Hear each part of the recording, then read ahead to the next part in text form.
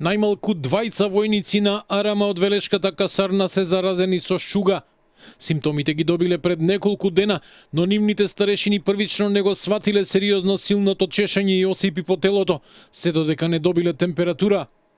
Професионални војници од касарната кои од разбирливи причини сакаа да останат анонимни, за телевизија 24 велат дека бројката на војници во изолација е поголема и дел од нив биле пренесени и на болнички прегледи.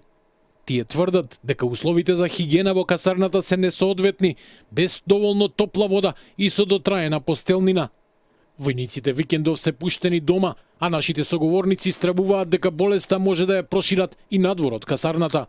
Прво, не се двајца, околу 10 се во изолација, дел ги однесува на болнички прегледи. Второ, тие деца се таму од декември, во јануари даваа заклетва, шуга фатиле таму бидејќи немаат основни услови за хигиена. Немаат топла вода, се снаоѓаат душички, во пластични шишиња точат вода од околни објекти и ја топлат некако во касарната, за да се избањаат колку толку. Спијат на распаднати, усмрдени душеци, со кебиња што смрдат и се полни со прашина.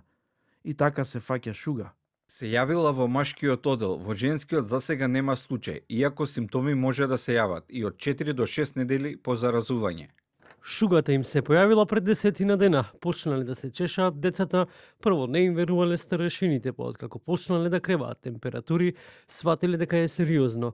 Во четвртокот вечерта им отишла медицинска екипа вајда од Институт за јавно здравје, не знам. Вика од Скопје дошле доктори во скафандери. Им правеле првични епидемиолошки преглед на сите, дел однеле по болници, 10 во изолација, а сите останати се пуштени дома. Не дај Боже ако некој е заразен, а нема уште симптоми, ќе пренесе и по дома. Тоа со грејењето што нема и што се испоразболија од бронхитис посебна приказна. Од Арама потврдија дека нивни војници се заразени со шуга, но негираат дека тоа се случило во касарната.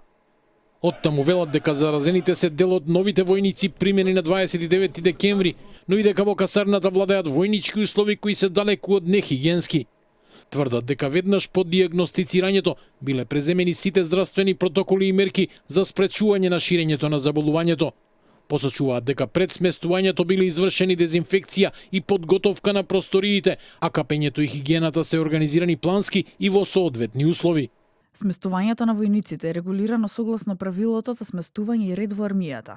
Пред почетокот на обуката се обезбедени соодветни услови за сместување, престој и работа, во согласност со армиските стандарди.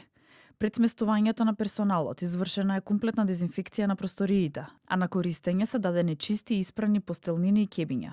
Капењето на војниците е организирано и се спроведува плански и во соодветни услови. Оттаму велат дека во изминатиот период армијата реализирала повеќе теренски активности со ангажман на неколку стотици домашни и странски сили и не е евидентирана појава на ваков тип заболување. Од Министерството за одбрана велат дека постапуваат согласно барањата на армијата и дека за конкретниот случај ќе се преземат мерки според насоките на воено-медицинскиот центар. Шуга или скабије се кожна болест која се појавува во нехигиенски услови, а е предизвикана од паразит кој се вовлекува во кожата. Симптомите се појавуваат од 4 до 6 недели по контакт со заразено лице. Случајот отвора прашање за хигиената и условите во кои престојуваат новопримените војници, но и за навременото препознавање и исправување со евентуални здравствени ризици во касарнските капацитети.